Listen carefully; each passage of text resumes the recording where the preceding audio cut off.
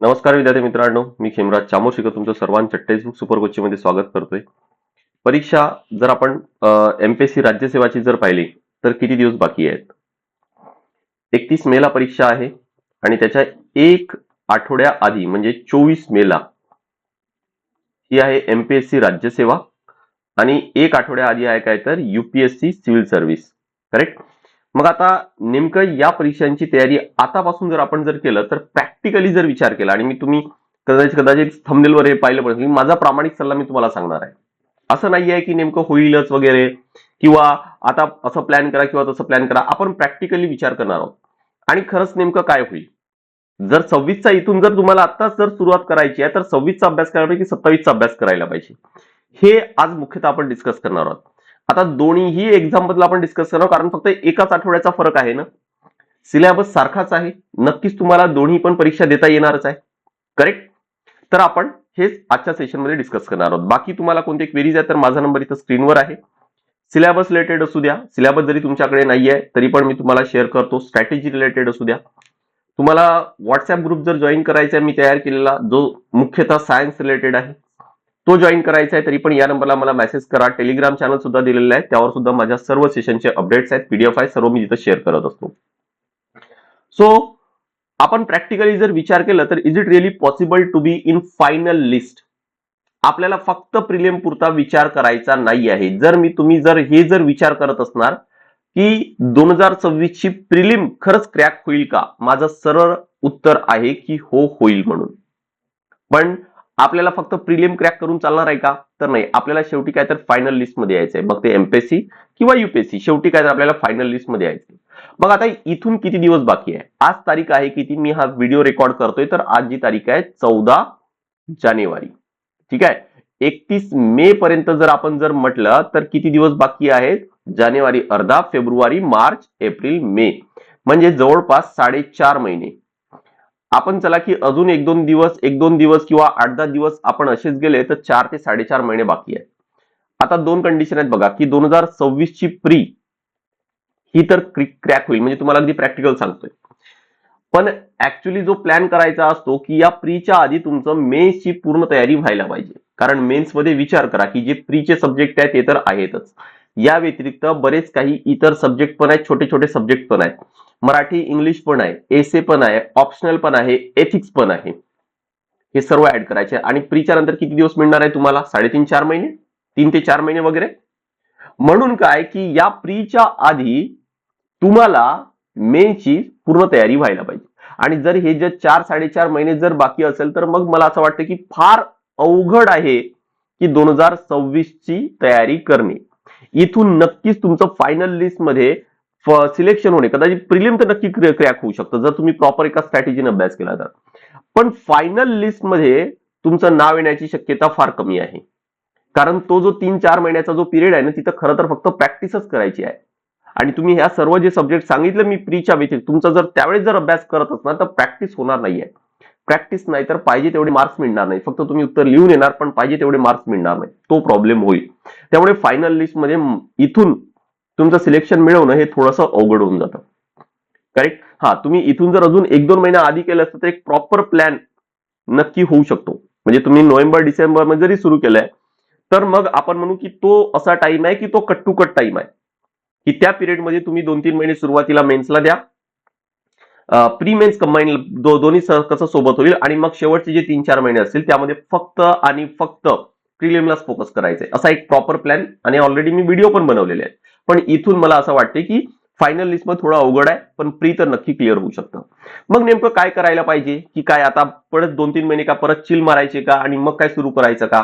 मग प्रॅक्टिकली जर विचार केला तर मग मला असं वाटतं की नक्की 2026च्या प्रिलिमसाठी अभ्यास करा.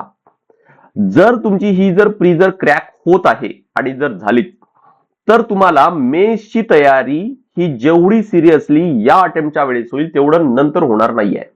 कारण काय नाही, जर एक टार्गेट जर समोर आहे ना, म्हणजे जर परीक्षा आहे आपल्याला माहितच आहे की आता या 2 महिन्यात 4 महिन्यानंतर परीक्षा आहे तर आपण अगदी सिरियसली अभ्यास करतो. त्यामुळे ही मेन्सची तयारी होणार काय तर खरं तर आपल्या 27चा प्लॅन आहे हा.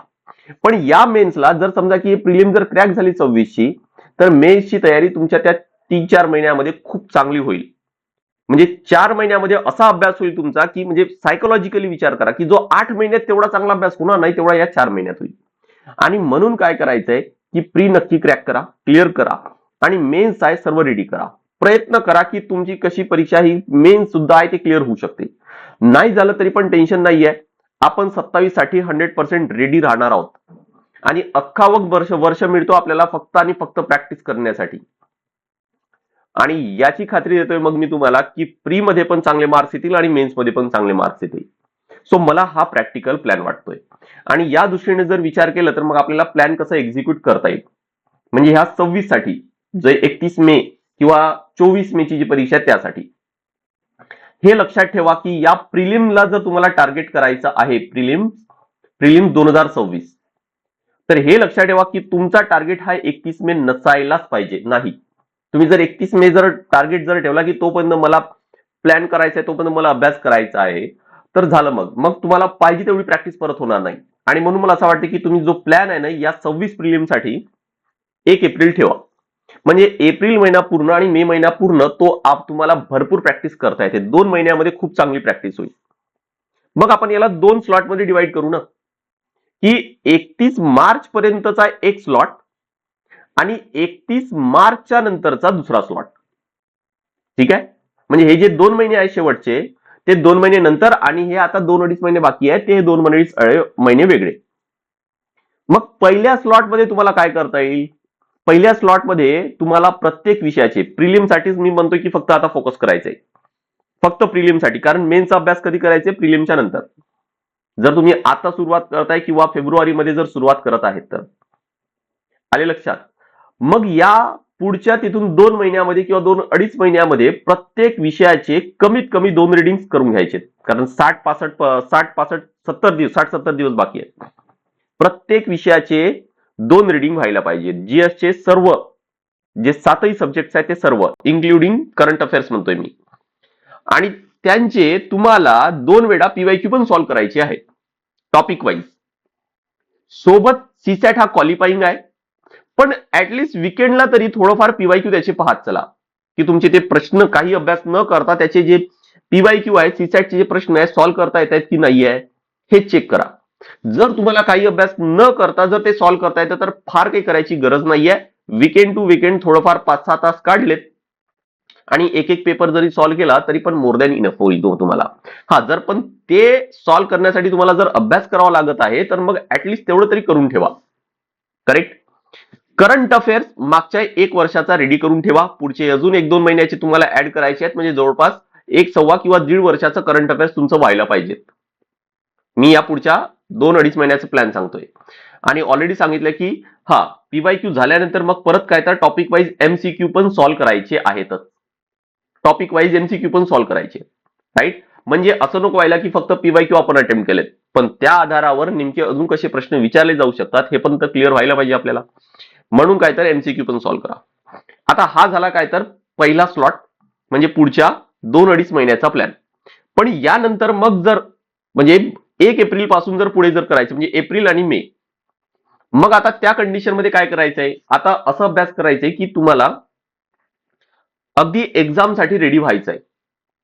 आता तुमची विषयाची 3री रिडिंग पण होईल आणि 3री रिडिंग एवढी फास्ट व्हायला पाहिजे आणि त्या 3री रिडिंग मध्ये तुमचं एवढं सर्व रेडी असायला पाहिजे की नेमकं परीक्षेमध्ये काय विचारलं जातं हे वाचता तुमच्या लक्षात यायला पाहिजे. फास्ट एवढं करायचंय की 3 ते 4 दिवसामध्ये एक सब्जेक्ट रेडी व्हायला पाहिजे. 7 विषय आहेत. मला सांगा की 7 विषय आहेत. तुम्ही 3 ते 4 दिवस जर एका सब्जेक्टला देतायत 7-3-21 7-28 म्हणजे तसाही 1 महिना इथं जातोच आहे.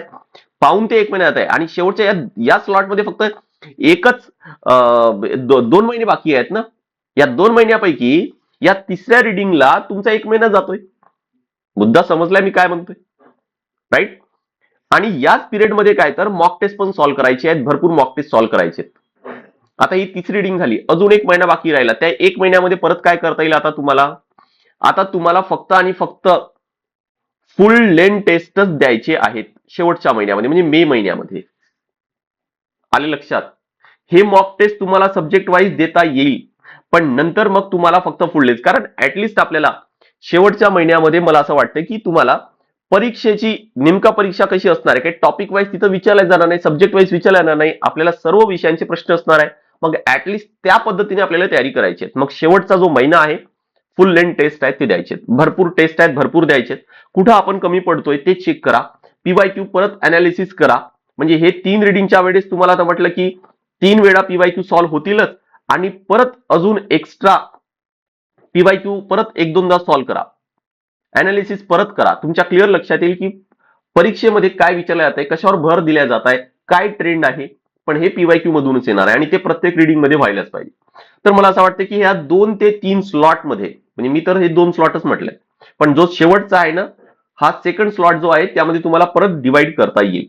तर हा मला प्रॅक्टिकल प्लॅन वाटतोय की सरळ काय तर 2026चा प्रिलिमचा प्लॅन करा इथून. जर आत्ता जर तुम्ही शून्यापासून सुरुवात जर करत आहात तर प्रिलिमचा प्लॅन करा. प्रिलिम जर क्रॅक होत आहे तर मग 2027च्या 26च्या मेन साठीची तयारी करा, आणि ती अशी तयारी करा की पेपर तसंही क्रॅक होतच आहे तर पेपर द्यायचा आहे त्या दृष्टीने. नाही झाला तरी पण काही विषय नाही, 27ला असं काहीचा करायचा आहे अभ्यास की तुम्हाला खूप चांगली प्रॅक्टिस त्यामध्ये करून चांगले मार्क्स मिळवता यायला पाहिजेत. So I think this is the practical plan, है ना. आणि यामध्ये मी खूप हुशार विद्यार्थ्यांना कन्सिडर नाही केलंय, माझ्यासारखे किंवा मोस्ट ऑफ द विद्यार्थी जे आहेत, है ना, ते इथं कन्सिडर केलेले आहेत मी.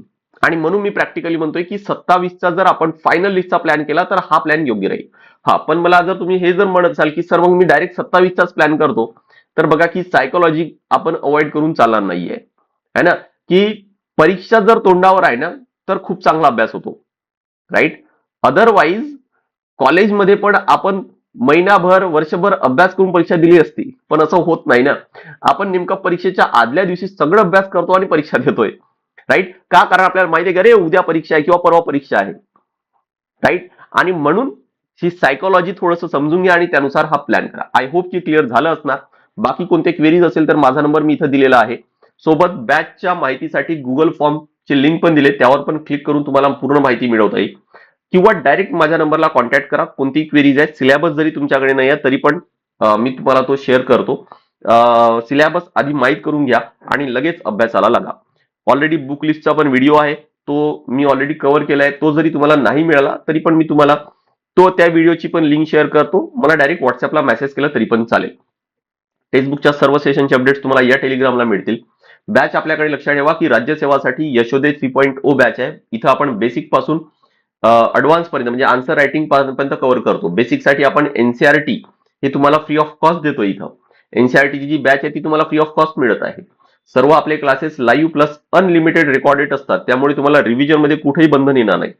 हे तुम्हाला लाईफ टाइम साठी सुद्धा बॅच आहे, म्हणजे तुमचं सिलेक्शन होतपर्यंत आणि सर्व अपडेटेड क्लास सर्व तुम्हाला तिथं ऍक्सेस करता येईल. म्हणजे 26चे पण, 27चे पण, 28चे पण सर्व क्लासेस तुम्हाला इथे मिळतील. सोबत भरपूर डिस्काउंट आणि नो कॉस्ट ईएमआय पण आहे. पण आफ्टर डिस्काउंट फीस किती होणार, दर महिन्याला किती भरावी लागेल, त्यासाठी माझा नंबर स्क्रीनवर आहे, त्यावर कॉन्टॅक्ट करता येईल. सोबत कंबाईनची पण बॅच आहे, प्री आणि मेन सर्व यामध्ये कव्हर होणार. ग्रुप बी ग्रुप सी ची ही बॅच आहे, त्याचे फीचर्स तुम्हाला स्क्रीनवर दिसत आहे. यावर पण डिस्काउंट आणि नो कॉस्ट ईएमआय सुद्धा आहे. चला तर नेक्स्ट सेशनला भेटूया. This is all from my side. Thank you very much.